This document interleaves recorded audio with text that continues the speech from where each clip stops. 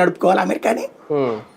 వాడు ఇప్పుడు ఆంక్షలు పెట్టడం వల్ల, ఈ సిస్టమ్ తేవడం వల్ల ఇప్పుడు ఈ రేటు కన్నప్పుడు ఫస్ట్ వాళ్ళ వస్తువులకు ఉత్పత్తి బిగిన్ చేస్తారు, కొంటాం.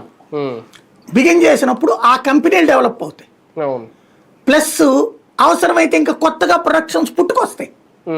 అంటే అక్కడే పుట్టు రావాలి. మనము ఇప్పుడు పిఎల్ఐ పెర్ఫార్మెన్స్ లింక్డ్ ఇన్సెంటివ్ పెట్టాం, అలాగే మనం make in India made in India అని పెట్టాం.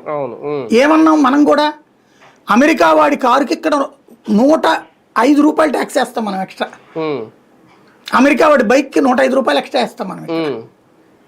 అంటే మనం ఎందుకోసం, మన కంపెనీలు బాగుపడాలి అని. మరి మనది మనకు కరెక్ట్ అన్నప్పుడు వాడి కరెక్టే కదా, అంటే వాడి దేశానికి అది కరెక్టే కదా. అంటే వాళ్ళది కొంత మంచిగా చేస్తున్నాడు అంటారా ట్రంప్? భవిష్యత్తు ప్రయోజనం దీని వలన 2 రకాలు ఉంటది. ఫస్ట్ స్టార్టింగ్ కొంత ఇబ్బంది ఉంటుంది విదేశీ వస్తువులు కొనుగోలు చేయడానికి. Note that point. విదేశీ వస్తువులు కొనుగోలు చేయడానికి కాస్త కాస్ట్లీ ఉంటుంది.